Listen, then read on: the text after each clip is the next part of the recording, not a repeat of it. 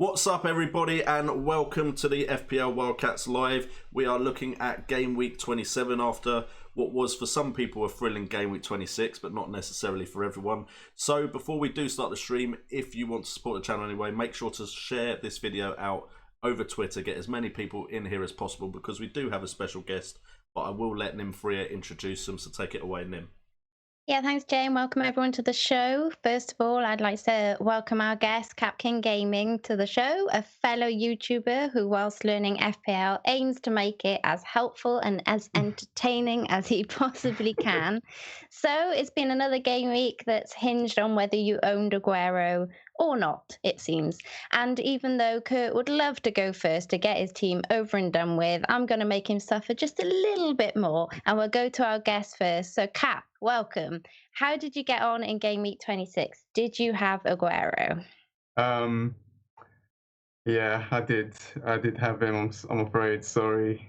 Yeah, thank you. Thank you for letting me join. No. I watch all of you guys' videos, so definitely a big fan. But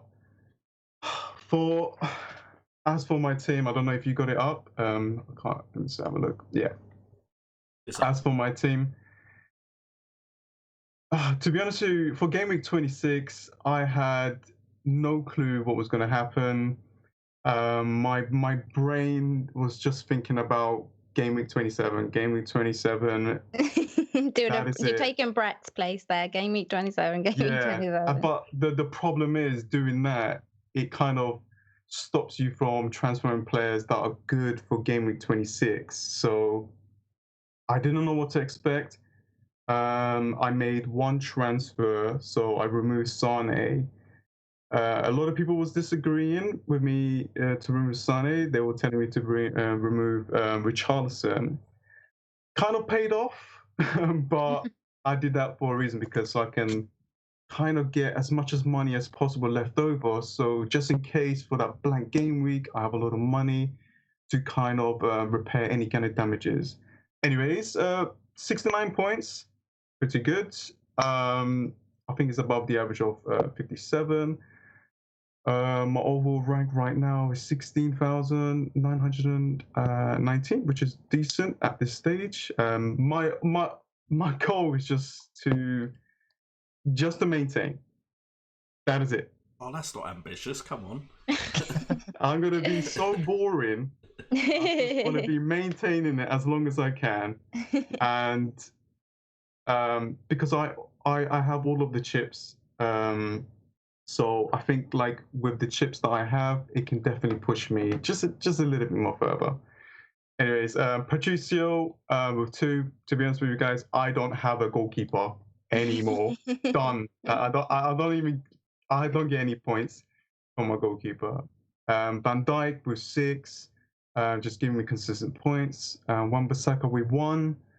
Luka Dean, this Everton team is just not looking good at all. David Luiz, which did pretty well for me, for a couple of weeks, got me a -1. Massive shocker. That's losing 6-0. Rashford, I had Rashford, but because he didn't play, so I got David Luiz. Got Salah here with my captain. Just went for the safe option. Like I said, I just wanted to be boring as hell. Like, just everyone owns him, just be boring, just get Salah in there. Even if no one does well, then no one's going to do well. It's fine. Brought in Song scored that goal. Paul Paul was 16.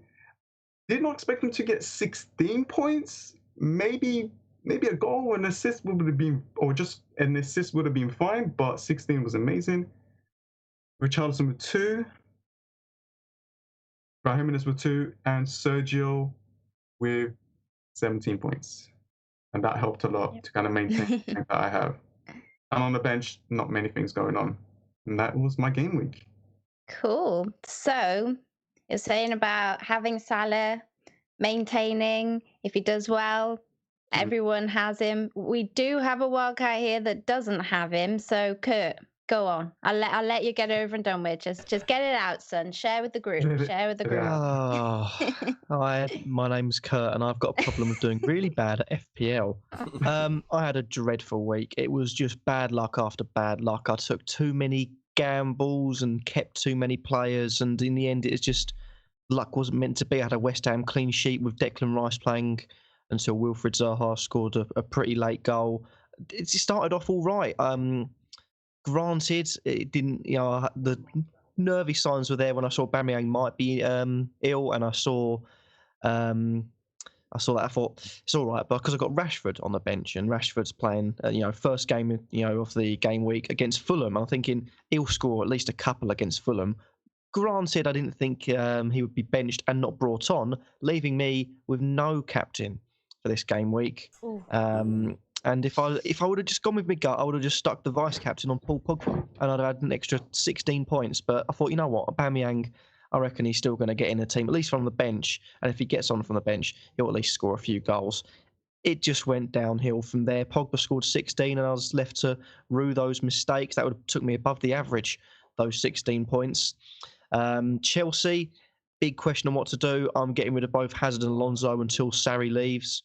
If Sarri leaves, I don't trust his management anymore, and I do think I can't remember who said it over the weekend, but someone punditry-wise said that it might have been Shearer or someone like that said. It was Graham Souness. It was Graham Souness that said Sarri's turned Chelsea into the new Arsenal. Couldn't be more true, and. Well, you do know there's an Arsenal fan here, right? Excuse me. Well, the old Arsenal, the last few years under Wenger, this new Arsenal, unlike. Oh, all right. Okay. But the Arsenal that sort of and it's the last two games. You're looking at Chelsea, and they're epitomising the Arsenal of old. You're thinking, go home to a team that's really low down in the league, batter them, look really good. Go away to a team that's near the top of the league and look shambolic and all over the place. And that's what Chelsea were. And I think people have pointed to the fact that maybe Hazard's his mind isn't in it. Maybe Alonso isn't the best defender. But when Antonio Conte came in and won the league for the first season, these players were the best thing since sliced bread. They can't have changed overnight. It's the tactic that's ruining them. But I rant about Chelsea over. Alonso -1, Hazard 2. Hazard I'd be inclined to keep more, just simply because, granted, no game week 27 means that he's most likely going to go. Spurs after that, but the fixtures after that don't look too bad, and it's sort of fixtures that the Arsenal of old would have probably spanked a few teams of, but now the Chelsea of new, the new, whatever you want to call it, basically Chelsea crap. I did make a few decent transfers though. Mane came in and got me 8 points. That was all right. I had Son as well scoring some goals, but apart from that, it was just horrific. I had no involvement from the bench. Schindler on 0, Crouch on 0, obviously Rashford and Aubameyang on 0. Doherty, is just a poor game against Newcastle. Newcastle probably deserved to win, if I'm to be perfectly honest. An unpopular opinion-ish, because I do quite like the way Wolves are playing, and also Doherty, but it's not meant to be. Wan-Bissaka as well, that West Ham versus Crystal Palace matchup could have done with a 0-0, but didn't happen. And no points for Felipe Anderson is another sort of questionable one. He's becoming very much a sort of a Richarlison type character for me. He seems to do it when he wants to, but then has quite a few blanks in between, which is worrying. And a clean sheet for Edison, which I wasn't expecting, to be honest, but I got because Sarri is having an atrocious season, and I don't think he'll see the season out. But 45 points, it could have been a lot worse, but Paul Pogba once again has sort of clung on to any hopes I have of finishing inside the top 1 million, which is embarrassing because I've now dropped down to outside the top 2 million. Not good. Oh dear. Okay.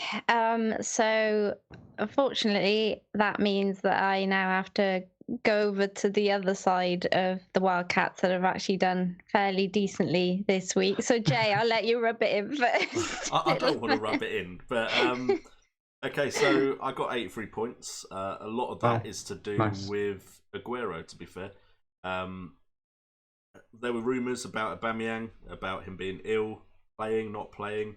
I think Emre even came out and said, I think he'll be fine. So a lot of people went for Aubameyang. My plan was to always bring Aubameyang back in. But with that doubt, I took out Sane instead, and I was always going to use one transfer because I wanted 2 transfers for Game Week 27. So that kind of was a bit lucky, to be fair, because Sane was changed to Son, which of course was a better option. Although, to be honest, Son was a bit frustrating in that game until he scored right near the end. But Aguero was 17 points, and then Pogba was 16, and then Salah's 8 doubled to 16 put me in a pretty good situation. But for me right now, one of the star players I've got has to be Ben Foster, who is continuously getting me bonus points, save points, clean sheets. So I'm very happy with my goalkeeper, and if this keeps going, I'm just not even going to worry about my goalkeeper position anymore. Just leave him in there. There were some disappointments, Dotti and Jimenez.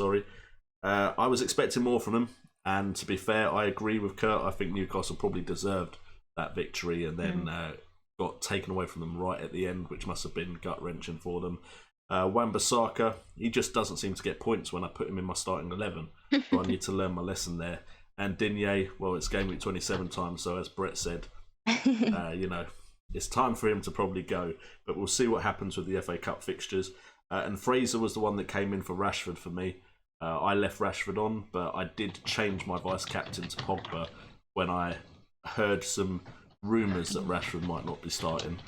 So even if Salah hadn't played, which is very unlikely with Liverpool trying to race for the title, I would have had Pogba, which would have been nice as captain. But, swings and roundabouts, I can't really complain when I've seen myself rise to about 10,377th in rank. So I'm pretty happy.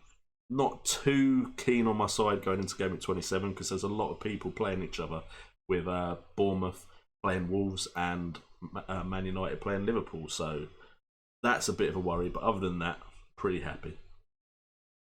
Nice. Yeah, cool.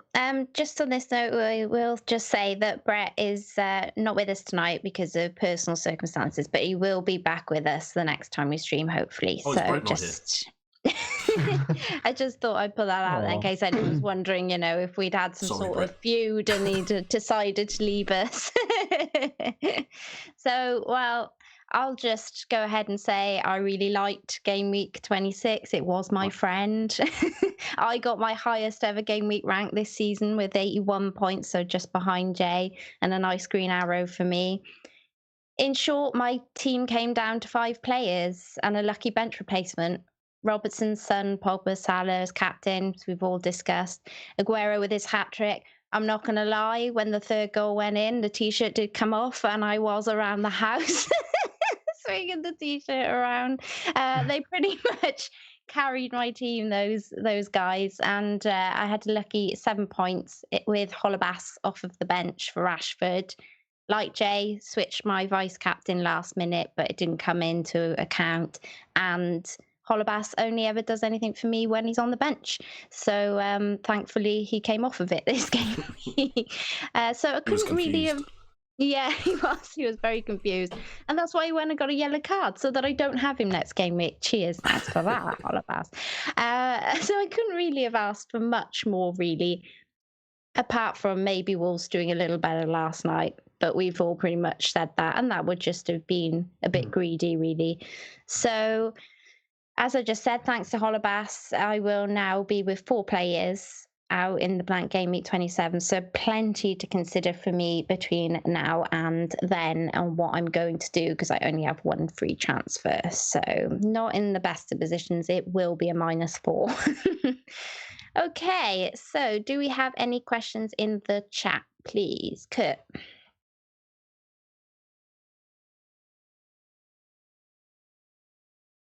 I can't hear Kurt. No, I think you've muted yourself. Keep on pressing that button. Keep on pressing that button. I know you didn't want to talk because of what happened, but it's not that extreme. The first question, I think, was one of the first comments we had in the live stream, which is who to get in for Sane. Now, I'm not 100% if anyone has a Sane here left, because I've already got rid of him. Yeah. Gone. I think everyone got rid of him after the double game week. Pretty sure it's Sane's fan, isn't it? Mass transfers. But throw out to any of you 3, who would you bring in for Sane if you still had him?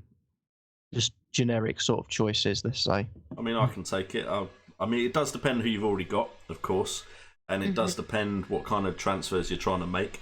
For me, Son was the one that came in for Sane. It was pretty much a no-brainer. Son's been very important to the Spurs side. I think everyone's got Pogba, so if you don't have Pogba, that's a nice easy switch as well. With the blank game week in 31, if you can go to Mane, if you want to double up for that, but that's probably something you can do a bit later down the line. You probably don't want to do it for this game week. And then if you're looking at midfielders cheaper than that aren't Sane, you could go for a Man City midfielder, but I kind of think if you don't have Sterling or Aguero, is there much point right now? There is a lot of value, though, being on offer right now in some cheap midfielders. The one that's grabbed my attention is that Burnley guy. Is it McNeil? Like, he's been doing really well. Westwood's been getting quite a few assists. They are also a team that shouldn't blank in Game Week 31 for Burnley. That would give you a lot of money to either put it into your attack if you want, potentially bring in those Manes and so on for the blank game week as well. But other than that, you've got the mid-price range where I kind of feel like a lot of them are disappointed at the moment. Anderson did get returns, but I still don't think West Ham really are anywhere you should go towards right now. Richarlison, I've stayed away from him for a while now, so I'm not going to suggest him. So it is difficult if those main players that I think are kind of a bit template now aren't in your side already. For me, I would probably look at just making sure to get in the Game Week 31 player, which of course you can wait until the FA Cup is drawn later in the week. And then I'd probably potentially just save some money and then move it elsewhere just before Game Week 31. Yeah, I agree. Cool. Just to mention before we go any further, apparently there have been 2 injuries for Man United. Lingard. Don't do this.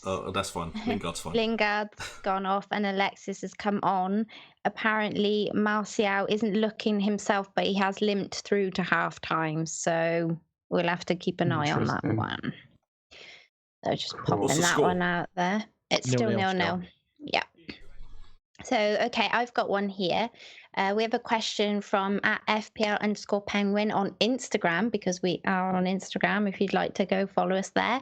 Thoughts on having Lacazette instead of Aubameyang in our teams? Other players we should bring in maybe for the blank: Josh King versus Wolves and Rondon versus Huddersfield. So, Cap, would you like to take that one? Yeah. I don't think I said this, but I am actually thinking to get Rondon into my team and removing Sergio and bring Rondon, and then get Sergio back into my team. Do that instead of Aubameyang. Okay, cool. Because I think it would just be something completely different. I want to take a risk in game week 27. There's a player like Felipe Anderson that he's got a decent fixture. I know they got Manchester City next, but they've still got a couple of home games coming up. But someone like Rondon, yeah, definitely have a look, because they got 2 back-to-back home games, which is quite easy to get as well. I think it's around 5.7. So if you don't have a striker spot, then definitely go for the other. Go for Rondon. What was the other 2? Did you say, or was the Lacazette other? Lacazette and King. With Lacazette, it's difficult. You should just, if you're gonna get an Arsenal player, just get Aubameyang. The reason pretty much why, what we said on the last stream. the reason why is this: he's on penalties, right? He's explosive, and plus he's in that price range where you can change to another person immediately. So if you want Sergio back in your team, one probably transfer will be enough to get Sergio. If you get Lacazette in, you probably will be aiming to get Firmino or Vardy, and if you want to go like up a little bit more to Sergio, or maybe even Kane if he comes back, then you could have to make 2 transfers. So this Aubameyang thing, it kind of helps you with transfers in the future. So bring in Aubameyang. So if he's basically, what I would do is I would just wait until all of these games are done. These Champions League games, these FA Cup, like all these cup games done and dusted. Wait until you see how Aubameyang is feeling. Bring him in if you can. captain and him. Like he's going to be one of the highest captain options, him and Song. So, and if it doesn't work out for that game week, you can always switch to Sergio, which has got an amazing fixture after that as well against West Ham. So, but for Kin, I think Jimenez is good enough. You got Rashford. I don't think you can fit in Kin that well into that. If there was a fourth place in that striker position, maybe, but not for me. Fair enough. Yeah, no, you pretty much covered it. I would say that depends. I mean, if you are in a mini league and everyone else has Aubameyang and you want to do something a bit different, or you can't afford Aubameyang, then obviously Lacazette could be an option for a 1 week punt. But obviously, as Kat was saying, make sure you got the money in case you then want to switch back to somebody a lot more expensive afterwards, or if it doesn't work out, you know, so that you can get back. But I'm not sure about King, Kurt or Jay. Have you got any little snippets on King or Rondon going forward? Rondon, I could get more behind Rondon than King. I think King's had a few good game weeks, and since he's really hit the form, he's been quite a decent option. I've never had him once. I've never been too keen on him, just for the fact that whenever Bournemouth have had King fit, you're looking at Wilson, who's arguably number 9 through and through. You had Defoe previously, who was a number 9 through and through. And King I'd feel always sort of be pushed maybe out wide or in behind or next to, and he'd always sort of lose the central striker role if one of their better and sort of, I suppose, the more fluent with the position number 9 would come in. Yeah. Rondon, on the other hand, I do like, because I'm pretty sure Newcastle don't have any blank game weeks coming up. And albeit Rondon is a bit hit and miss of his form, he's going to be playing. He's Newcastle's number 9. And if someone's going to bring the goals for Newcastle, it's going to be him.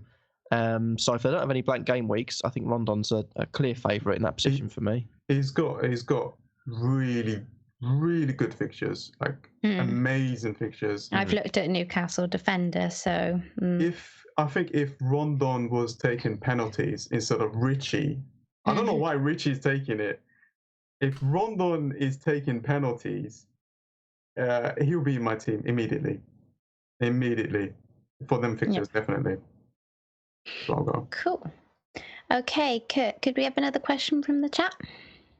Yes, I had one from our friends over at FPL Family. Oh, hi guys. I've got the wrong question. They put in Leicester Assets, Pereira or Maddison coming in. Their fixtures are looking unreal. Throw that out to any one of you who have been looking at Leicester fixtures and assets, maybe. Oh, yeah. Yeah, we did have another question as well that ties in with that from at Hindu Monkey, asking, is Barnes of Leicester worth a shout? So we could maybe tie them in together, because I talked quite a lot on Barnes last week, so I'll throw it over to somebody else who wants to take it this week. So Jay or Cap? Jay, what do you think about Barnes? For me, I don't really see myself bringing Barnes in. It's not because I haven't been impressed with him. I have been. But right now, I think I'm probably going to, depending on, of course, how the blank game week goes, probably only going to have one Leicester player. And I'm pretty set on Ricardo Pereira already. So I don't think I'll be bringing Barnes in, but he definitely does look like a good option at his price. Looks like he's got the faith of the manager now. Doesn't look like he's going to be shifted out of the team at any point. So I do like Barnes, and I do like Leicester's fixtures. I literally haven't looked at anyone else, though, because I've just been so set on, I don't want Digne anymore.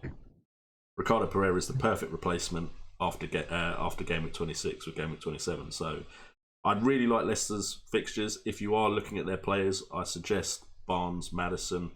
Vardy, there seems to be an issue with Vardy right now, and Puel. So I'm not 100% sure what is going on with that situation. He wasn't started in the last game. There's rumours that he's using a bit of his pull in the locker room to maybe disrupt things a bit, because after all, he is now a Premier League champion. So I'm not 100% sold on Vardy right now when you've got options of Lacazette or Firmino in the same bracket. But if you're looking for cheap midfielders or decent defenders, to be honest, because Chilwell also isn't a bad option. And Maguire can also pop up with goals. Leicester do look good for that run of fixtures. Maybe Maddison for Richarlison or something. Yeah. So Pereira has 2 goals and 6 assists this season, right?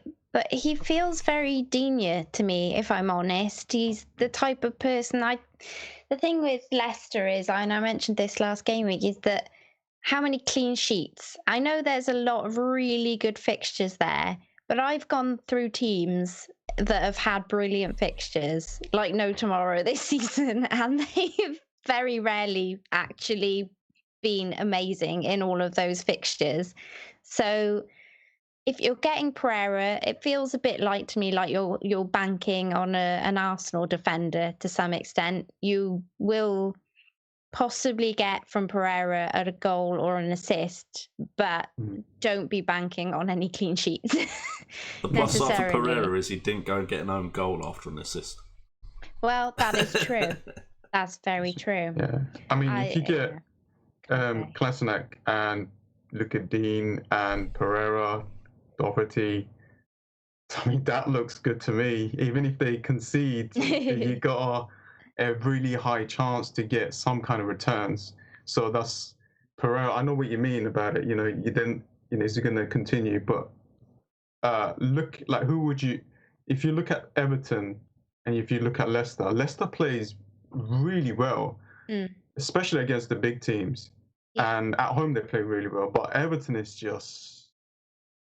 No, we got to get off Everton now. Everton is done. We've got to move away from that. Yeah.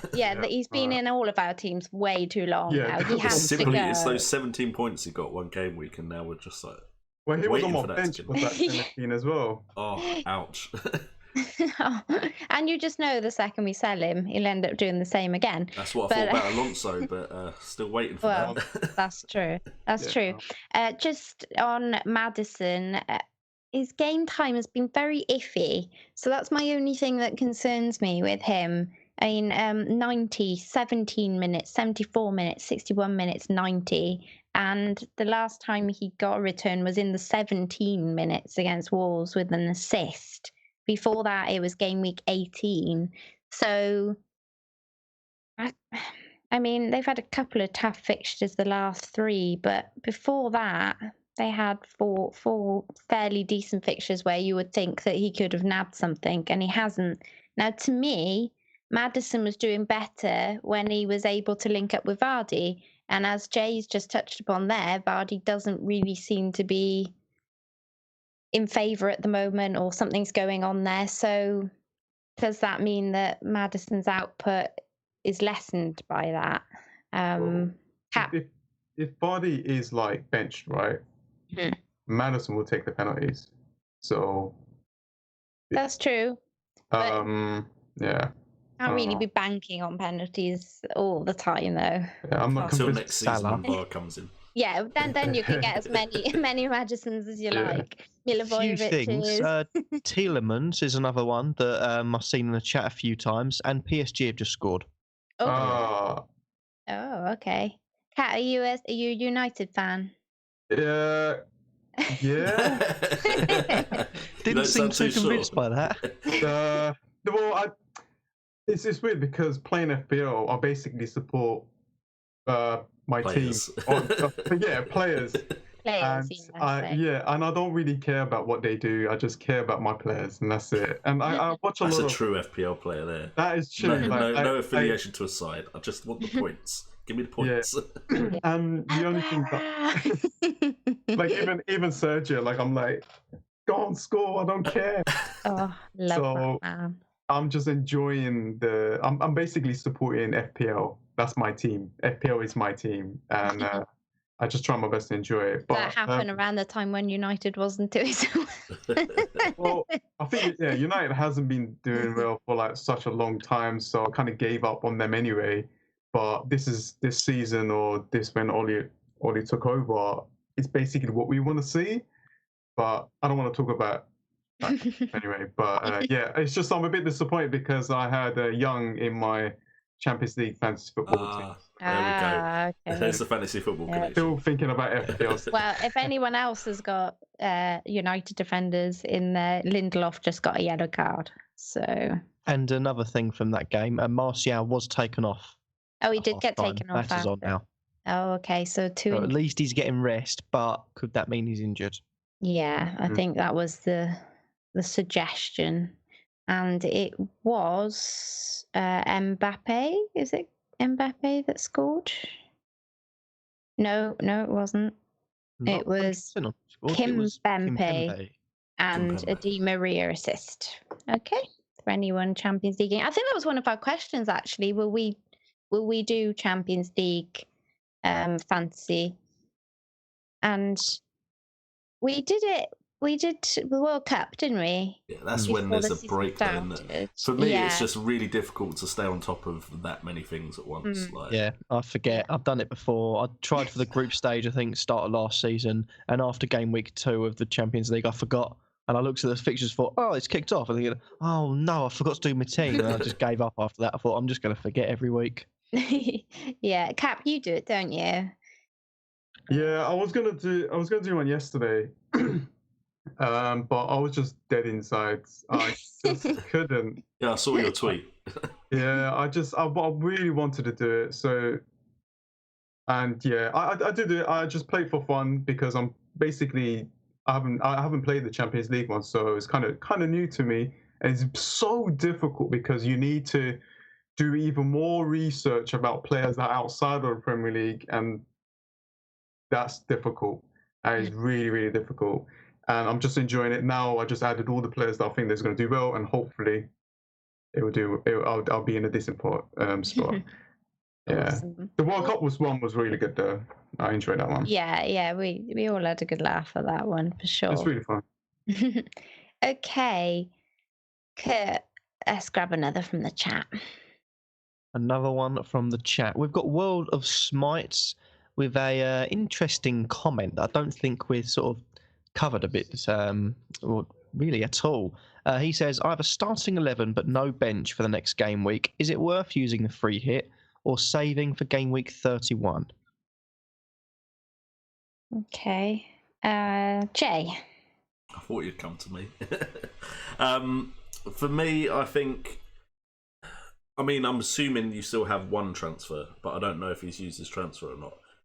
I would lean towards using free hit somewhere in the period of game week 31 to 35. Doesn't necessarily have to be in game week 31. There are other strategies you can utilise, but I think this game week you've only got 4 teams not playing, so I don't think free hit is best used in this game week. I think free hit, for me personally, is either best used in the game week with the most blanks or the game week with the most doubles. So my strategy would be to either use it in 31 or 32. That way I think it's not that you will get more points from that, because you never know what's going to happen in Fantasy Premier League, but you're probably upping your odds of getting a big haul in those game weeks by using the free hit when there's the most amount you can do with it in that one game week. So there's never a right or wrong time. You could use the free hit. I've seen people use the free hit for double game week 25 and it worked out really well. But for me, the best place to use it is 31 or 32. Yeah, I think if you've got a starting 11, which I think that's what Kurt said, that's right, isn't it, Kurt? Then I don't think you need to free hit. I also think Jay's right to some extent with the free hit this season in 27. Doesn't feel like there's a lot of teams we can get behind in that free hit.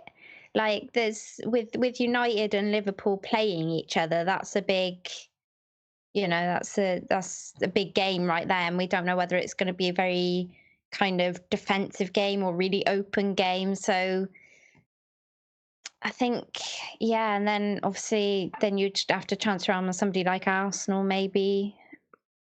I don't know. I'm not loving the options for 27 and a free hit, if I'm honest. I mean, if it's in your gut and that's what you're feeling, then go for it.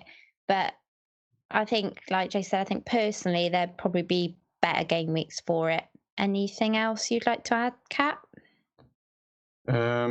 I mean, if you got 11 players, Yeah. that's fine. Yeah. There's so many people in your situation. You're not the only one. If you think about it, if you can get 11 players without taking a hit, you pretty much done really well. You know, I think you would do well in that game week, no matter what. I think if you take in 4 point, I was thinking about taking a 4-point hit and just basically going for someone that I think that could do well, not only for game week 27, but for game week 28 as well. So I can basically hold on to someone like Pereira or Felipe Anderson at least. Because after that, you know, he's got good fixtures, even though West Ham is not performing that well, but they did decent in the last couple of game weeks. So things like that. 11 players is enough. If you got 9, 10, it's fine as well. You should be fine. Don't go crazy and start taking hits. Maybe 4 is the maximum that you can take, -4. Yeah, it should be. Don't take your free hit. Don't use your free hit just to bring up some bench players or 1 or 2. It's not worth it. It's not worth it at all. No, and I think this is the week where you could probably get away with a -4. You know, if you don't have to take hits, you're confident in your 11. There will be people out there that won't be fielding 11 players this game week. You gotta just be aware of the wider community beyond Twitter and all of that sort of stuff. There are people in my mini league that don't follow Twitter at all, and they will be without players this game week. Yeah. And if they then free hit, they've used that free hit. And if you've still got yours in your back pocket, that's an advantage you've got over them. So hold on to that if you can. If you want to, it's probably less risky taking a -4 this game week because there will be other people doing it. But otherwise, if you've got 11 players and you feel pretty confident in them, then rock it. No, you're right, because I did a tweet and then just a quick thing. I did a tweet and seeing what players' teams look like, and literally everyone on Twitter had like 10 or 11 players. So don't look at Twitter. Twitter, they're all on it. They know what they're doing. They're all following other people. They all, you know, helping each other out. There's so many people outside that, and there's going to be so many people taking a lot of hits, and people don't even have a team. So if you've got a team of 11, 9, it's fine. Cool. Okay, I go on here at FPL_Butter. Would be interested to hear thoughts on teams with nothing to play for going forward. So, Kurt. It's not something I've really given too much thought of at the moment, because obviously it's not late on in the season where you think teams will start fielding the younger players, giving people rest when need be. Also, can I point out the chat has gone absolutely crazy because Mbappe has made it 2-0. Oh, okay. I was going to say, how's Aubameyang got involved? He's meant to be ill. There's Aubameyang. Another Di Maria assist, apparently. Wow. That guy. I had him in my World Cup team. He did me all right there too. Man United not looking good, considering this is the home leg and they've got to go to PSG next. But in terms of teams nothing to play for, I don't think it generally comes in, to effect now, because I haven't got a table in front of me, so I'm going to go completely off the cuff. The top 6 teams obviously will be fighting for Champions League, not getting into Europa League, winning the league. So there's still those 6 teams that are things to play for, albeit until you're safe at the bottom. You've hit that 40-point mark and mathematically you're safe. Teams still have something to fight for. So relegation threatened teams, Huddersfield, Fulham, Cardiff, Newcastle, those sort of teams have got every single point to play for. But then you've got the teams maybe like the Watfords, the Evertons, the Wolves that are, I'm not sure where Everton are actually in the league, but the top we've got the bottom 5 at the moment are Huddersfield, Fulham, Southampton, Cardiff, Newcastle, and Burnley. Yeah, so you've got teams are down there to play for each other, that play for points, all that sort of thing. The teams sort of in 10th to 7th, they've still got something to play for, because there's some occasions where that 7th place could be Europa League. They could sneak into the top 6 if, Chelsea flop, let's say, or a team goes down. We saw it in the past. Man United only a few seasons ago went down into 7th and gave a team a chance for Europa League. I think at the moment it's not something we need to really think too much about, but maybe game week sort of 33 onwards, you look at it then when there's 5-6 games to go, teams can't get top 7, can't get top 6, can't get top 4, but also mathematically can't go down. You think, well, they're off the hook a bit, really. They don't really need to do anything, but at the moment I'm not too worried about it. Yeah, it's odd one, really, isn't it, that one? It's hard to really give much suggestion on it at the moment, I guess. Anything you'd like to add, Jay? Well, I've had a look at the table, and to be honest, right now I think it's too early to really be looking at it, like Kurt said, because there's still a chance that 7 is a Europa League place. Because if Man City go and win the Carabao Cup, and if one of the top 4 go and win the FA Cup, then that means there's going to be more positions for the Europa League, which would go down to 7th. And there are teams fighting for that 7th place. Also, 7th down, none of them are over 40 points yet. So, strictly speaking, everyone goes for that 40 mark to feel like they're safe from relegation. So, pretty much at the moment, everyone in the table has something to fight for. You've got Manchester United, Arsenal and Chelsea fighting for that 4th spot. I mean, if you had to put money on it right now, the way they're playing, Manchester United probably, if they continue their run of form, will snatch that 4th place spot.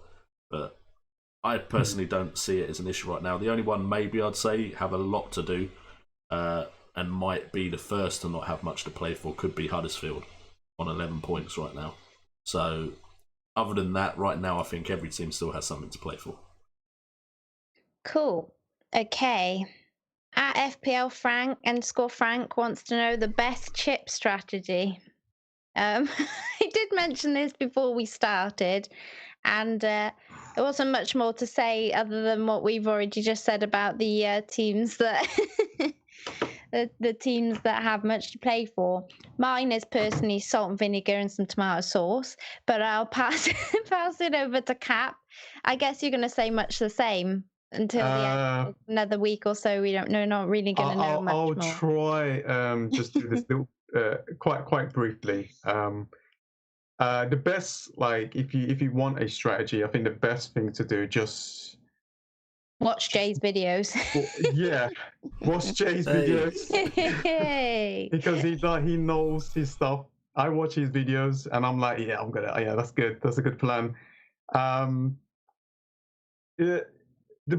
It's very difficult to kind of plan. I threw you off then. yeah, because I'm just thinking about his videos. That's what I need to do. But the best thing to do right now is pretty much wait. I think there'll be like an announcement and we'll find a lot of information before game week 27. Once I find out anything about which teams are guaranteed this and this, and it's a fact, then I'll decide on my strategy from game week 27 to 31. But so far, I got a little plan.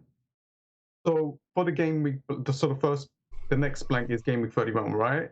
And what I was thinking to do is use my transfers how I did it for game week 27, kind of prepare for game week 31. Then I will try to look into the blank game week 33 as well. So see if I can basically use my transfers for that and get a team set up. However, what I'm not going to do is completely forget about other teams that are blanking in that game week, because if, let's just say, Manchester City's got 2 blank games or another blank game week, I'm still going to have Manchester City players until the end. Then in the first double game week, I was thinking to use my free hit, then go back to my old team for 33, then continue with transfers, wildcarding game week 34, which is a normal week, and then for game week 35 is the double game week, which I will use my bench boost. This is not 100% nailed on. Anything can change. I might do the opposite, but that is something to kind of think about, and that's kind of what I'm going to go with for now. Cool. Jay, I know you've done some videos on this. Have you come to any more conclusions based on the last, say, week or so? And will you still wait, given these next 2 weeks, before completely being sure of your strategy? Or do you just feel like, I've got that and that's what I'm going with now? I mean, I'm pretty confident in the strategy I'm going to go for, and it is literally what Cap just said. So, Okay. but it will be a case of the most important thing I think to stress here is if you are preparing for blank Game Week 31, the players that are blanking in Game Week 31 that are the big players, potentially your likes of Paul Pogba, your Man City players, Aguero, they're the ones you transfer out very last. They're the ones you either transfer out for that game week or the game week before, depending on the fixture. The ones before that are the ones where you're not too sure about. They're your middle of the tier players, your cheap players, those kind of players. Those are the ones you start transferring out first. And game week 27, before that, we should know for definite who is or isn't blanking. And then as far as the actual double game weeks and where fixtures get moved, there's a chance it gets done just before game week 27 starts, but it's unlikely in my mind that it will get done that quickly. But if you wait, you're going to have a lot more information than you have right now. But I'm pretty confident that I want to use both my free hit and my wildcard to go in on those double game weeks. So my transfer strategy will be to focus on game week 31 and 33. Okay, cool. Kurt, could we have another question from the chat, please? You can have another question from the chat. One day I might just say no. Yeah, no. Say no. Oh, okay. No. Well, I guess that's the end of the stream. Well, then. it's okay because I have only backup I end questions. I press the button that ends the stream. We've got an interesting question from Marcus Logan. Obviously, everything Cardiff and everything has been in the news for sort of, unfortunately, all the wrong reasons. But he says, can I ask, would any of the panel choose a Cardiff player with nice games coming up? And to be fair to Cardiff, they've put in a decent bit of form. And where do you guys stand on Cardiff Assets? Yeah, I will. Yeah. Definitely, for me. Especially, was it Bamba? Bamba, yep, the defender, yep. Or the goalkeeper, definitely. They got good fixtures, cheap as hell. I was actually thinking to bring a Cardiff player into my team just because they are very cheap, which will give me money elsewhere to kind of spend. But yeah, definitely, I'll go for Cardiff. There's a fair few Camarasas on benches out there, so I think people will be happy to kind of have him back. I think he was back last match. Yeah. He played 7 minutes. Did he play? No, 4. How many minutes did he play? Where am I at? Yeah, 7 minutes and got an assist. So I think people will be happy to see him making an appearance again. Definitely. So he's definitely one when you're wild carding or if you've got transfers that you want to swap on your bench. So, I doubt there's going to be many luxury transfers between now and the end of the season. But if you have a transfer and you don't need to use it for anything, but you want to consider maybe moving somebody onto your bench that will be there through some of those blanks and with good fixtures, then obviously he could be a shout for that. As for anyone else, it's difficult because then you've got to think about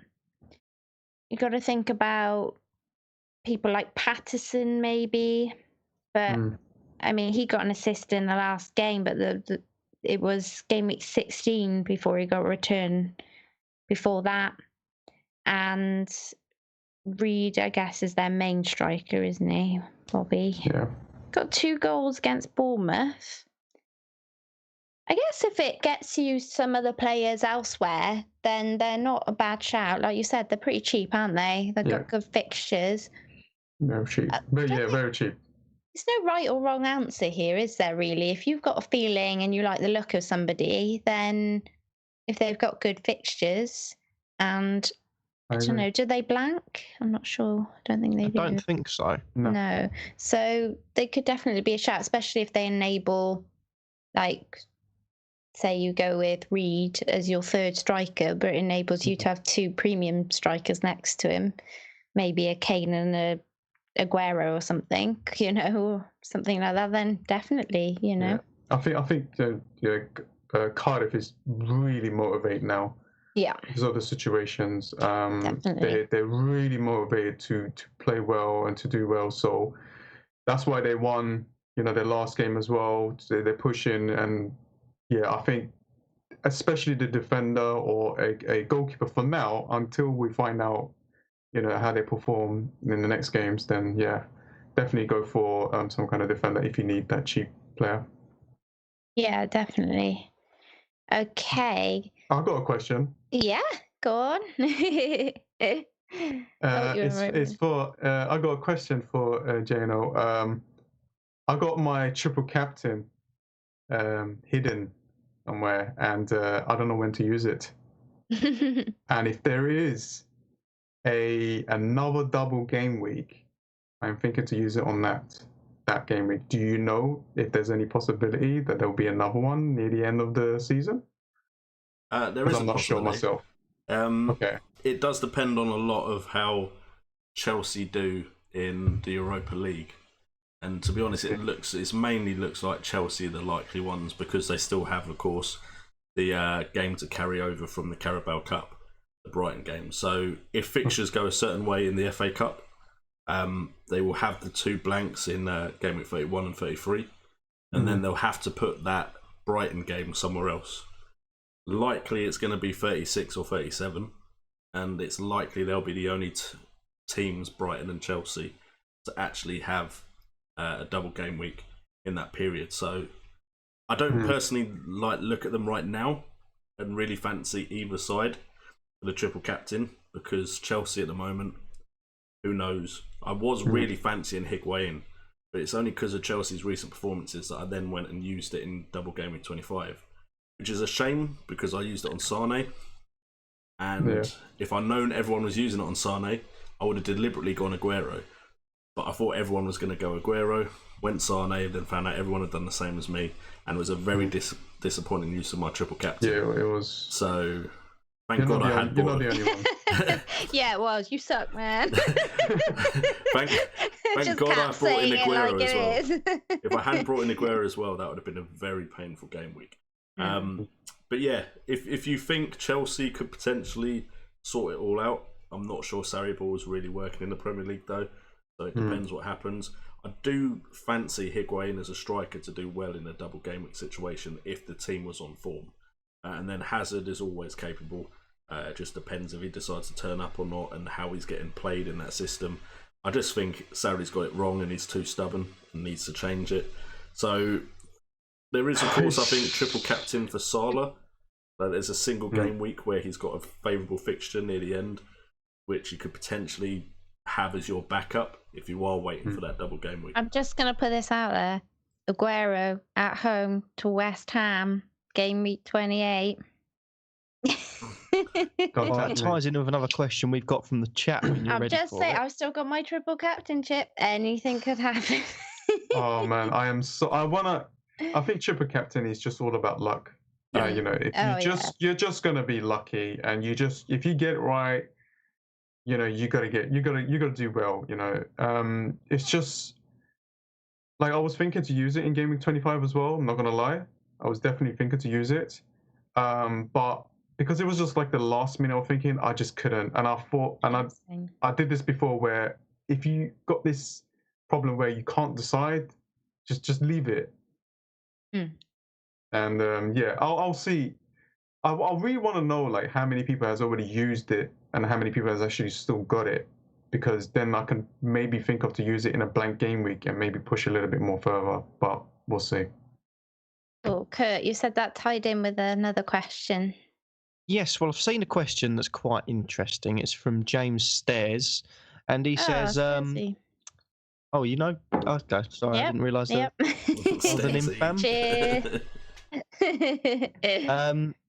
He says, "I have a question. Who's holding City players for game week 28 and beyond?" So obviously, game week 27, this upcoming game week, or this next game week, Man City do blank because of the final. who here is holding on to Man City players, if you have any? Which I know you've all got Aguero, so you've all all got have Man Aguero. City players. Yeah, that's a nice, easy question. Thanks. It's the best one. Yeah, this one is a difficult one, I have to admit. I was full sure to do the hokey cokey last week for Aubameyang, and then the hat trick happened, and there was something in me that just kind of went, you know what, I'm not sure here. I feel like Aguero could still do very well against Chelsea. And then we had all the illness stuff happening as well, and that just sealed it for me. So it's kind of like I'd already made up my mind I was going to keep, like, initially I was like, yes, I'm definitely doing the hokey cokey, and then I just kind of then thought, you know what, actually I have a really gut feeling not to do that move this week. And then I haven't listened to that much this season, and so I was really thankful that I did. And then we heard obviously the illness news, and that kind of sealed it for me. Now it's going to very much, I think, depend on getting a look at Aubameyang. If we get a look at Aubameyang, obviously, which I think we should do between now and game week 27. I want to see how he's doing, to be honest, because my 2 free transfers are very much going to hinge on that. It'll be a case of whether to bring Aubameyang in for Aguero and move Richarlison to a cheaper midfielder, or whether I put Digne to somebody cheaper, a Newcastle defender or something like that, and then make Richarlison Mane. So they're two very different options. So in all honesty, I haven't made my choice yet. So I can't really help there. Yeah, it's so difficult. If I had somebody like Sterling, I'm pretty sure I'd just bench him. I don't think I'd be selling Sterling, especially if I'd made some cash on him. I don't think there's anybody that I'd want in Sterling's price tag, unless I didn't have Salah, that I'd be wanting to switch for, if that makes sense. So I think if I had Sterling, I'd probably keep. Not sure whether I would move on Laporte. That's a difficult one. Depends on how long you've had him as well, whether you just brought him in for the double game week or not. Aguero, as we touched upon earlier, that's like almost an easier switch to Aubameyang and back again, because there's not much of a price difference there. So it's an easier hokey cokey. But as for the other players, a bit more difficult. Sané, obviously, if you've got him, then you could think about just selling him on regardless.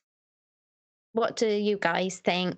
Jay, any more thoughts on, are you keeping Aguero? I'm pretty confident that I'll be transferring him out, only to bring him back in. So for me, just but you have two transfers, right, though, so that makes it a lot easier. It's a lot easier for me. I've deliberately kept them so I could just make 2 transfers for game week 27 with the knowledge of the FA Cup fixtures having been played, and then move on from that. But the likelihood of me bringing Aguero back in from 28 onwards is high, because West Ham, Bournemouth, Watford, with only Bournemouth away, and we all know what Bournemouth are capable of defensively. So for me, I really like the look of Aguero. So I could fully understand someone keeping either Aguero or Sterling, or potentially a Man City defender as well. But I am interested to see what news comes about with Kane.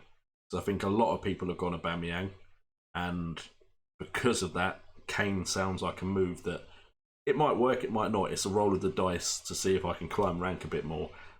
If I hear news that he could start. So that might be a risk I take in a game week where points may potentially be lower than they usually are. So we'll see what I do when I've heard a bit more information that's a bit closer to deadline. But Aguero probably is going out, as well as Digne, which I'll be happy to get rid of.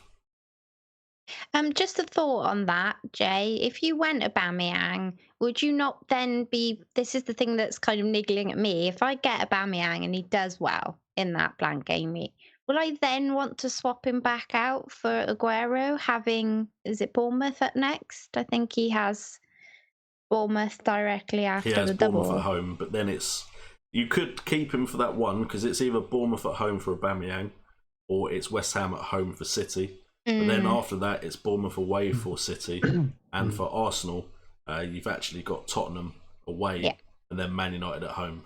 So Aubameyang would have to do very well, for me anyway, to not go straight back to Aguero. But it's possible. Aubameyang definitely has the chances, and there could be any game week where he just has to convert 2 or 3 of as many chances he has in a game. And it would be something I'd consider for 28. But after 28, I think Aguero just has the fixtures. Yeah. Cap, anything you'd like to add? I think the only thing that I want to say is I'm just going to wait to the deadline. That one last minute, 1 hour deadline, I'm going to wait. I'm thinking to do 2 transfers. Luka Dean out for Pereira and Sergio for Aubameyang. But I mean, Manchester City is going to play it in Champions League, so Sergio will probably play that. He'll be probably playing the cup as well. And if he's playing both of them, maybe it all depends on how many minutes he gets. And if I decide to bring him back in for game week 28, because you can always give Jesus a run.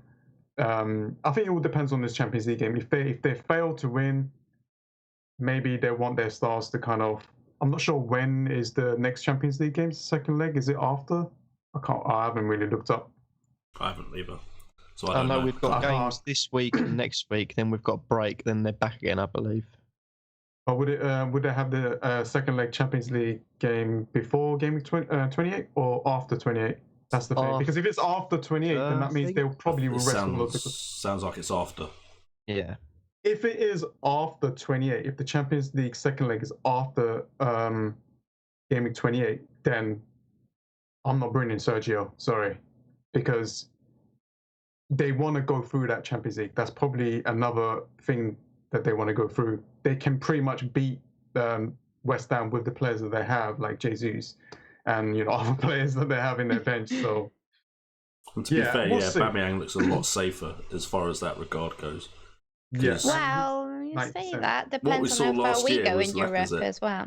Lacazette used to play in Europa, but that is a different manager, of course. So but at the same time, it depends on how well we do. If we start getting a real chance there, then it could be prioritised as well. So I think nothing's really nailed, apart from Kane, because he'll get flogged. Absolutely flogged in any competition anywhere as soon as he's back. Now play your minutes. Exactly. Yeah, exactly. Because we have no other striker. I might even think about to get Kane.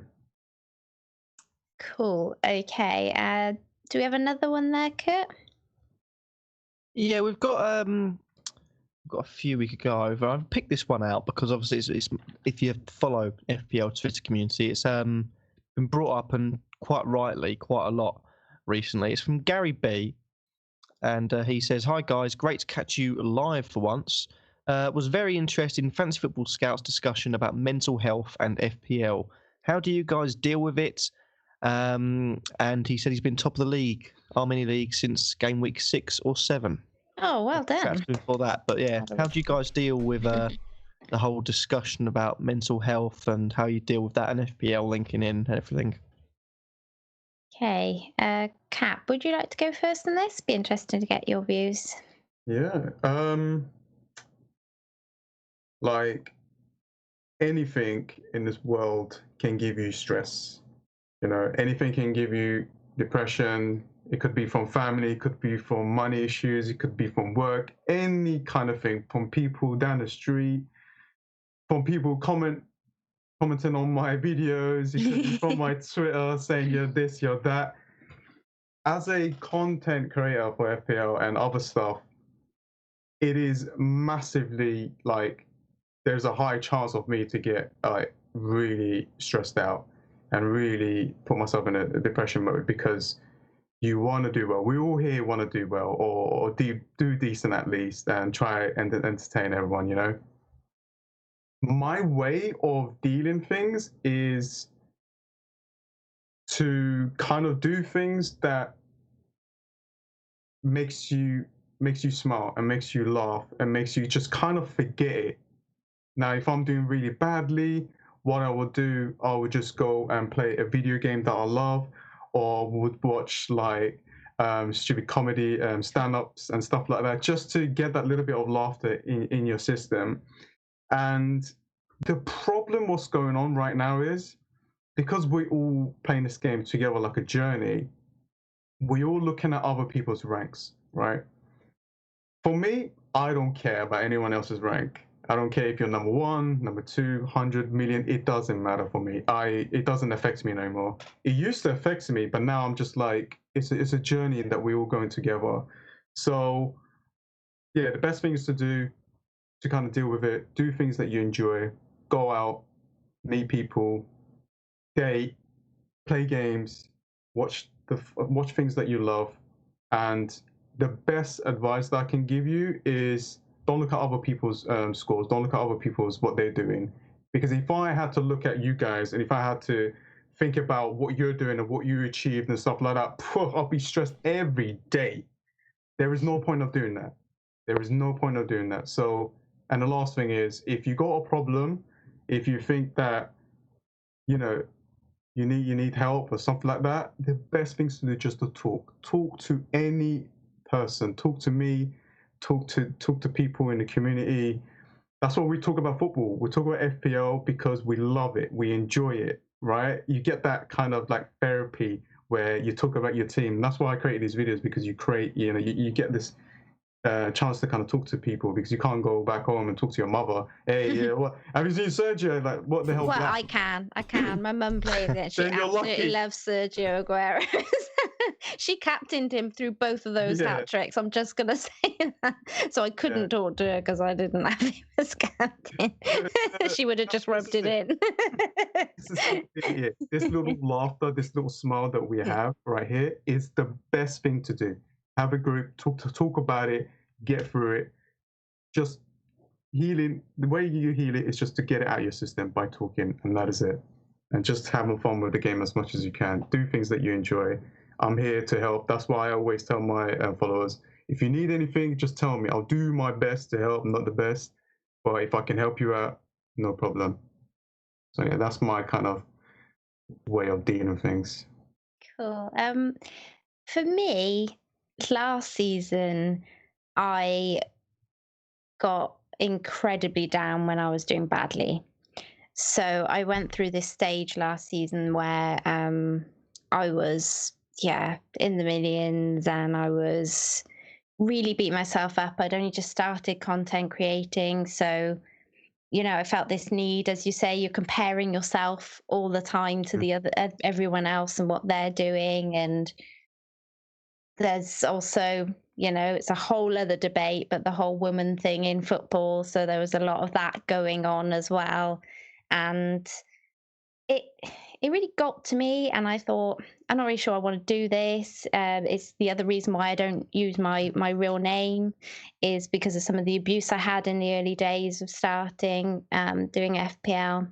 And then this season started, and I'd already gone through some stuff personally, but I already started to try and think of it in a different light this season.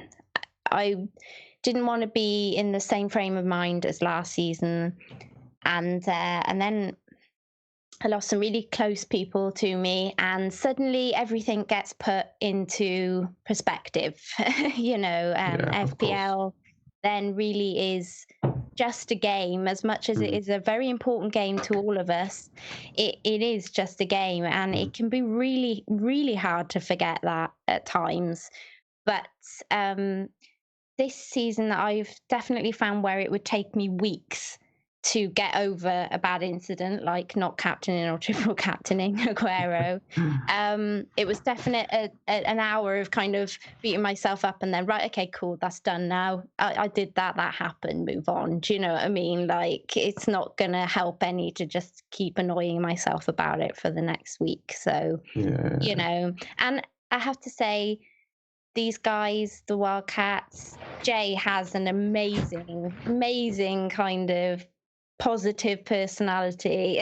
He does look on life in a really positive way. And so, you know, there's been times when I've just sent a text like really like, and he's just said something really positive, and I've just gone, you know, you're awesome, dude. You're really awesome. So, you know, like you said, it is talking to other people and being around other people who understand, I think, as well, because sometimes you can feel quite stupid for being upset about a game, but when you're talking to people who understand and what it means and why it's important to you, then it feels so stupid anymore. Yeah, exactly. You're passionate about it. You love it, right? Yeah. Oh, hell yeah. You love it. Who don't like? You love the game. You enjoy it. Of course, it's going to affect, but it's not going to affect you too much. But it's gonna impact you a little bit. You know, I'll think about FPL too much. But I think next year, if I do play it again, or if I continue, I will kind of step back a little bit and maybe do other things as well that I enjoy. I think that's the way to kind of go with. And just balance. And if there's people, I'll be honest with you, if there is individual, there's always that one individual that will piss you off. The best things to do is just block, delete, and gone. You know, that's the way. And if you got Twitter, join in Twitter, because that's where all the bants are. When you get your captain wrong, or you get your chips wrong, or stuff like that, you can have fun with it. I removed Hazard for his 15. I had fun with it. And that's what you got to kind of do. But also, like, you know, there is something to be said for if you've got it wrong and you have missed out on a good opportunity to have done something, or you know everyone else has done it on Twitter, whatever you do not go on Twitter and then just read your whole timeline for the next hour, because it's only going to make you feel worse. Do you know what I mean? It's not going to make you feel any better whatsoever. You should celebrate the things that it's gone well, and you should take the piss out of the things that you haven't done well. That's what I do. You will see me go crazy on it, and then you will see me hate on something, and is that's how I kind of deal with it as well. Jay, I'd like to get your perspective. I mean, my perspective is probably quite different. For me, at the end of the day, this is just a game, and a lot of my love for this has come from doing YouTube videos as well, because I can have a terrible game week, and then I'll just make a video. I enjoy making the video. I enjoy the whole process. I then enjoy the majority of the comments I get. But I'm also the type of individual that really pushes myself. And if I have a bad game week, I see it as a chance that, okay, what can I now do to make this better? I see it as a challenge. So I suppose it's a mindset change that I had at a certain point, when I feel like I got to, because when I started, it stressed me out. I was like, how can I have a YouTube channel saying I can give advice and then not have a high rank? But now it's just the point of, look, if I'm helping other people with my videos, that's good enough for me at the end of the day. Great community on my channel, and I'm sure all of us have a great community on our channels. But I just love the challenge of it, so I love the highs and the lows. So when I do really badly, I'm just like, you know what? Now's my chance to do something about it, correct it, come back stronger. So yeah, I suppose I'll just have a different mentality than some people do. But what I will say is, if it is stressing you out, just take a step back. Don't worry about it for a bit. Do something else. Do anything else. Go out with your mates. Talk to someone about it. At the end of the day, it is just a game. And whether you're 5,000 rank, if you're 100,000, whether you're 1 million, it really doesn't matter. Because if you're enjoying the game and you're enjoying what else you're doing around the game and everything else, just don't let a game stress you out too much. There's a lot more important things out there than Fantasy Premier League. Kurt, so you've had a pretty bad season. You could say that. How are you doing? Like, would you say it's getting to you? How are you dealing with that? Are you bothered? Used to. I used to when I first started. Because when I first started, I started quite well, and I started by accident. Just thought I'd do a few videos because there weren't too many out there, and I started doing really well. And then it was that sort of point. I was like, "Oh Jesus Christ! I've just put a video out saying bring this person in, bring this person." I've seen people in the comments saying I've brought this person in, and that person. I think my first major gaffe. I think I remember someone getting sent off when I said bring him in. I was like, "Oh no!" I dreaded doing a video the next week, thinking I don't want to do the video, I don't want to see the comments, and I think it's all about perspective. I think in the end of the day, if you take yourself, one thing I can't remember, someone told me, is that if you take yourself, it sounds really stupid when you say it first, because I'm not very good with words when I'm put on the cuff. If you take yourself outside of yourself, in terms of you look outside, of almost like in a third person type view, it gives you sort of a chance to sort of cool down, a chance to sort of go through things. That, and I've sort of, as if you've been on my YouTube channel a bit, there's been things outside of FPL that have been a bit of a struggle this season. So it's sort of, if I don't do too well, like this week, I see myself, I've got 45 points, I don't have a captain that plays, I think it's bad, but I also then like to take a step back and just think, but, you know, it's only a game at the end of the day.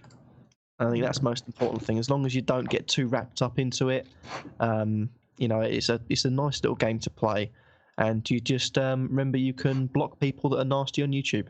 That's the other thing. That also helps. No, I mean you enjoy, like you're here. Like I watch FPL videos, like not because of getting information or something. I watch it because I enjoy sitting there and just listening to what people's opinions are. That is it. Like I love it. Even all of your videos, I watch it because why not? Because it's what you got to kind of do as well. And it's like a therapy as well when we do this kind of stuff. When we are four of us sitting here, like I haven't met you guys, but I'm having a great time. I'm sitting here just chatting. You know, it's cool, and this is what I'm talking about. If you have a problem, just do it. Forget FPL. It could be anything. Could be any situation. Sort it out, and then get through it and done.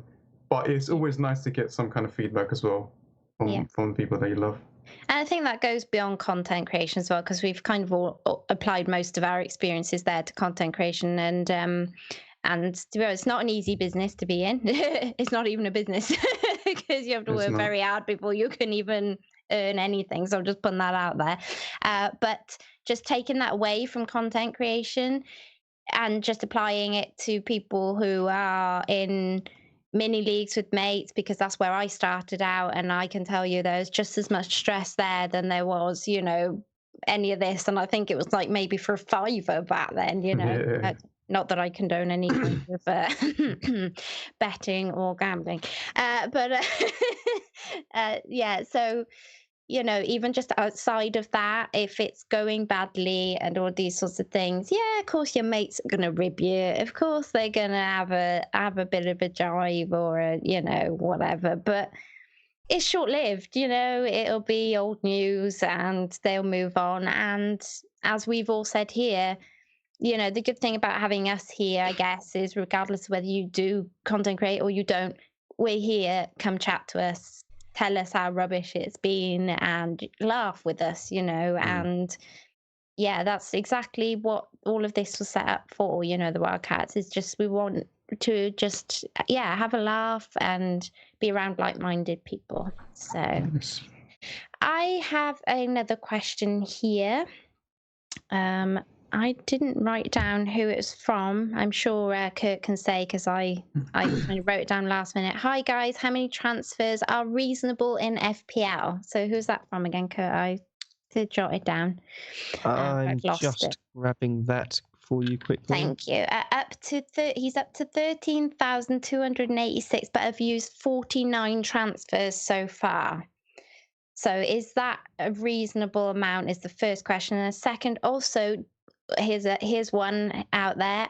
Do you need fix or scout? I assume he means to do well. So Jay, 49 transfers so far. Is that reasonable? And fix or scout, are they needed? Frank Notaro is who it's Frank from. Notaro. And just to butt in quickly, to update you about Manchester United, there was 9 yellow cards in the end. It finished 2-0, and Paul Pogba was sent off for a second yellow card. So Paul Pogba's out of the second leg, FPL-wise. Yes. I mean, your captain choice, he's not going to be rested. Okay. But yeah, Man United, it doesn't look good. Paul Pogba's out of the second Suddenly leg. for a second then I went, what, he's not playing finished for in about 10 FPL? minutes, What? but I haven't found the FPL right is time. fine. FPL It is doesn't fine. affect FPL, right? No. Yeah. No, it Oh, doesn't. thank It's Champions God. League. Yeah, In fact, it probably helps. Oh my God, my heart. I know. I just completely did that. It's the way Kurt went Sorry. FPL and Should have then mentioned that stopped first. for a long time. Don't worry, Not Kurt, in- I was on the same wavelength. As soon as you said it, I was Not like, in okay. Game Week 27. We need his 2 points. Oh, We mate. need that 2 points. 4% off. Oh, dear. As Oh, long I as, was so close to bringing him in as well in my Champions League game. as long as he doesn't go bring that attitude now to a Premier League game, we'll be all right. Anyway, sorry. Frank's question. Another Frank. Has 2 Franks. Okay, so first of all, Brett's in the chat. So hi, Brett. Thank you hey, for Brett. joining the chat. Wildcat. Hi. As far as transfers, initially when I started playing the game, I was one of those that was like, don't take unnecessary hits.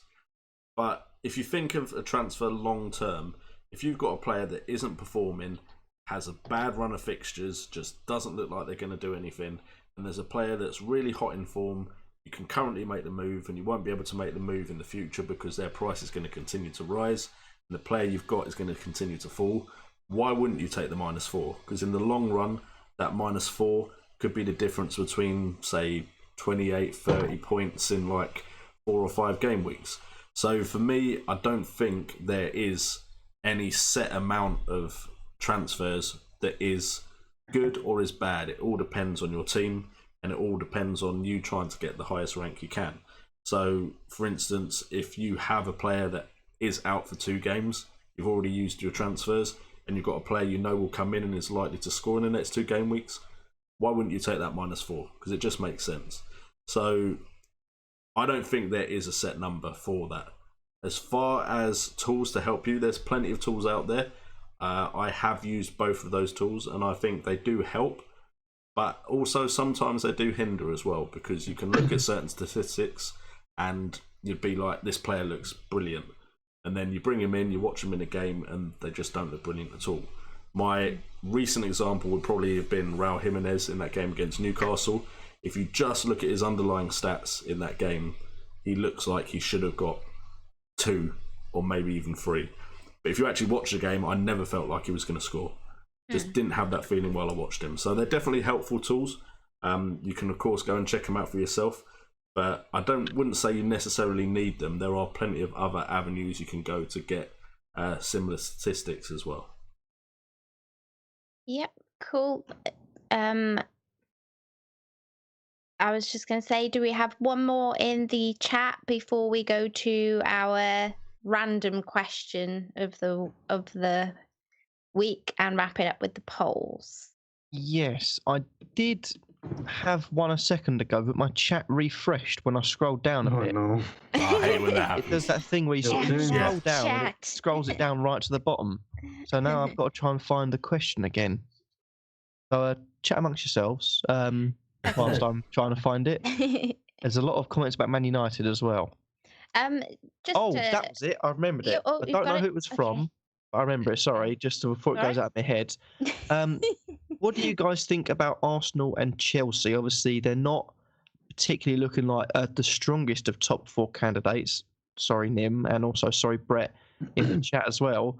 Do you think it's worth noting that they could potentially try and go hammer and tong for the Europa League winners' medal to try and get them into the Champions League next season? Now, it looks like top 4 is pretty, hard to get for the 2 of them, especially Chelsea.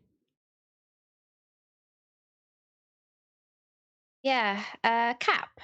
Yeah. I think they're just going to go for both. I think it is probably difficult because there's so many other teams that are trying to get to top 4, But there's a possibility. There's always a possibility for every single team, I think. It all depends on how they. I think Arsenal, because they got back-to-back home games, could have a good run, so they might have a chance to kind of push themselves up there. Yeah, I think they all got a chance. For Chelsea, there's a problem with Chelsea. This whole team, now I watch a lot of football. I watch a lot of highlights. Most of my research is pretty much that, watching the games. Why is Kante doing everywhere? What is he doing up front? Why is he needs to be stationary? He needs to be in his best place, best spot, but they're not playing him wisely, and he can't create. He's not someone who's got this creativity. And Barkley, so there is a lot of problems in that midfield for Chelsea right now. If they can sort that out, then that defense becomes really solid. That's why I got David Luiz in my team. With Arsenal, they're explosive players. They can score a lot of goals. So I think it all depends on what's going to happen in the next few game weeks. Then we can kind of decide on trying to bring players from Arsenal. We right now, I think I'd rather bring more Arsenal players than Chelsea players right now. Yeah. Jay, anything you want to add to that? I mean, from as far as I know, I'm not going to say I'm the biggest follower of the Europa League. The fixtures that they've got in the Europa League seem favourable to the point where I don't think it's really something we have to worry about just yet. When it gets to the point where the fixtures get a bit more difficult in the Europa League and they've got further in the competition, I think that's when you may see it go one way or the other. But I think at the end of the day, the Premier League is always probably going to trump the Europa League as far as importance to the Big Six. Whereas if you're outside the Big Six, then maybe you would go, okay, we're mid-table, high mid-table. Would we take lower mid-table to win the Europa League? You probably would as a smaller team. Whereas one of the big teams, it's only really when you get to those quarterfinals, semi-finals, where it's really okay, we want to win this. So for me, I don't think it's an issue at the moment, but definitely something to keep in the back of your mind. Okay. Kurt, anything to add to that before I head over to the random questions? No, pretty much echo my points. I think at some point, the fixtures in the Europa League, they'll always be favourable for the majority, unless you get one of the nastier draws. But I think it's worth keeping an eye on, because if Chelsea do continue that form, or if Arsenal do slip up a few times, that's going to be the only way feasibly they can get into the Champions League. So it might be worth just, not at the moment, but keeping an eye on in the future. Okay, our random question comes from Jeff at Thunder66 UK, as usual, and he would like to know, could we each please pick 3 people from history, living or dead, who you would invite to your ideal dinner party and why? He knows our first choice would be each of the WildCats, obviously. Of course. So he's asked if we could exclude that from the question and choose other people. So, Jay, you ready this time? You good with this one? Yeah, I'm ready this one. Not so sure. Okay, go, Jay, go. Okay, so it's going to be a pretty selfish lineup, because if it's going to be for me, then I want to get the most out of it that I possibly can. So there is no one that's passed away. It is all about all the stuff that I kind of love. So the first one would probably be Mark Southern. The next one after that would probably be a player that I really admire, a football player, which would either be Ronaldinho or Thierry Henry. Couldn't really... That's kind of a coin toss. I'll probably decide at the time. And then it would be True Geordie, because as far as content creation goes, especially around the sport of football, I think he is, in my eyes, the best one out there. As far as the kind of similarity between what I aspire to do and what he actually does. So that would be my 3. Cool. Well, obviously my first would be Aguero, for all the obvious reasons. Oh, really? We'd meet, we'd fall in love. I could ask him who Pep is playing next game week, etc. He could money roll the WildCats. Yeah, I like that. And then the other 2 get a bit more difficult. I mean, I'd like to have fun like day at dinner party. So it was a coin toss between Will Smith and The Rock, but I think I'd go with Dwayne Johnson. I think he could bring his tequila, and we could have a bit of a laugh. And lastly, one I would like to sit around a table with and have a chat with is Princess Diana. She always seemed such an interesting person, an inspiring woman, and yeah, I think she would have some fascinating stories to tell. So they'd be my three. So Kurt, what about you? So it's always such a tough one because no matter how much you think of it, you'll think of people beforehand and you'll forget to say them, and think of people after that you forgot to say. Limiting it to 3 is awful. First of all, though, I would have Muhammad Ali. I think the easily one of the best, if not the best boxer of all time, maybe behind Sugar Ray Robinson, and such a fascinating character. You think of the amount of quotes you think about boxing, 90% of them generically will be Muhammad Ali is a fantastic character. Second one, I'm going to go really weird here because it always changes no matter what mood you're in, I feel. Second one I'd like to sort of talk to, and I don't want this to sort of put the Wildcats a bit down, is the current leader of North Korea, Kim Jong-un, or Kim Jong-il. Kim Jong-un, I believe it is. Well, that's Just a bit simply left field. This is Kurt, come on. This is where Wildcats get shut down for allegiances to North Korea. When you ask these questions, set me off now. You set me off. Jeff, Just we consider because... what Kurt might say when you ask these questions. Quick, put the Do you want me to press my mute button? Do you want me to press my mute button? I just find the whole sort of the North Korea, the whole situation fascinating, and I want to know what exactly goes on behind the scenes, what goes through his head, and I find that sort of thing, the politics over there. Granted, it's a very, very scary country to be in. I just find it fascinating. I'd love to know what goes on behind the scenes, and if any of the scenes in, I can't remember, The Interview, I believe it is, Seth Rogen film, are true. Does anyone know what that film is? No, I don't know that one. No, Seth Rogen and basically they imitate killing the. Never mind. Gone way off topic here. Second one would be Kim Jong-un because I find the whole sort of thing fascinating and give me so much insight. And I'm scared to ask what your third would be. Don't worry, I'm not going to say Hitler. It doesn't get any worse than Kim Jong-un. But this is going. I can see those viewers dwindling. The dislikes are coming in. I should have had Cap first. Third one, just to keep it simple, footballing idol, Ati Nuhiu. He's a gorgeous, gorgeous football player. He's probably one of the best to ever grace this earth in any sort of sense. I'm being very sort of over the top here, but my favourite Sheffield Wednesday player, and just love to sort of have a dinner meal with him, sort of talk to him for a few hours. Albeit he would have a conversation alongside Muhammad Ali and Kim Jong-un, but you know, it make for good conversation. It would be interesting. Is it just me? Yeah. I don't feel like that combination is necessarily going to get along. Yeah. Fireworks. He wouldn't have to pay for the fireworks. Cap. I'm going to go with people that. Besides us. Yeah. CM Punk.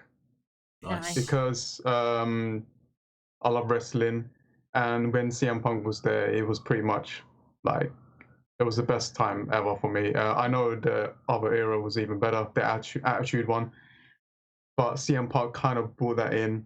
I would love to kind of, love that. I wish he comes back, but we'll see. I would love to have a chat with him about wrestling. Mo Salah. Why not? He done really well.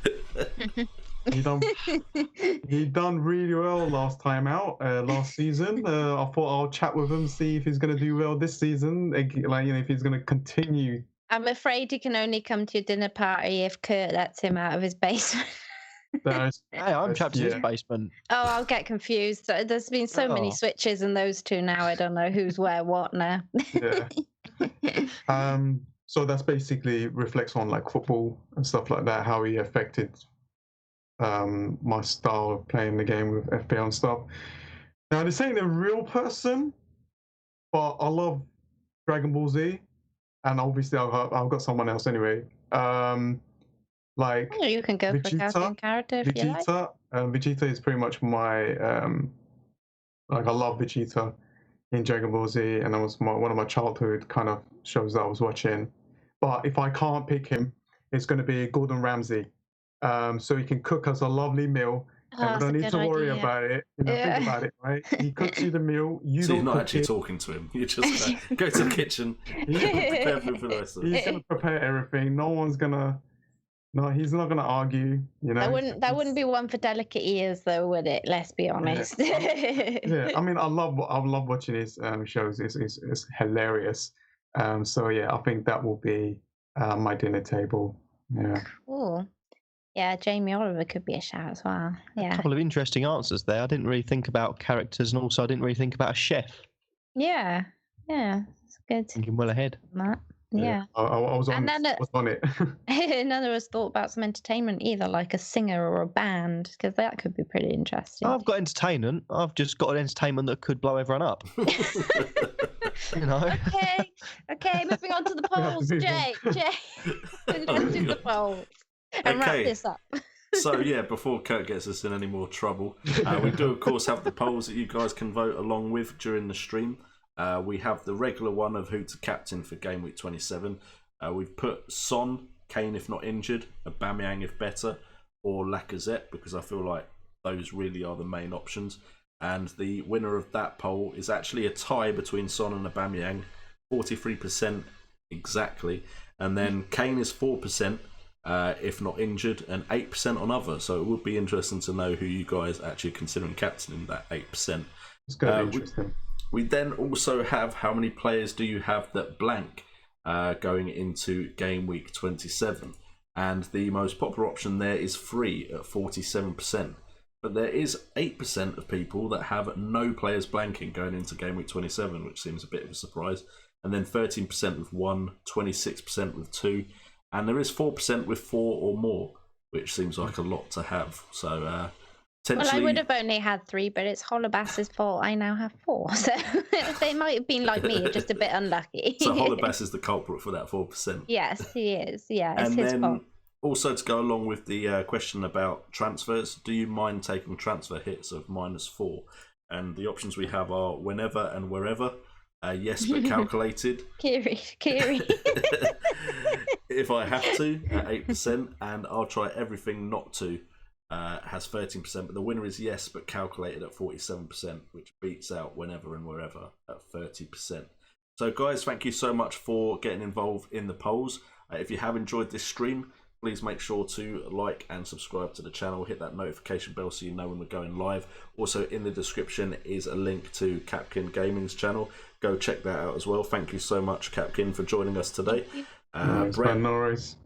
Brett, hopefully we will see you next stream. And which should be next Tuesday, we hope. All being well. Fingers crossed. And that is it. So see you guys later. Thanks for joining. See ya.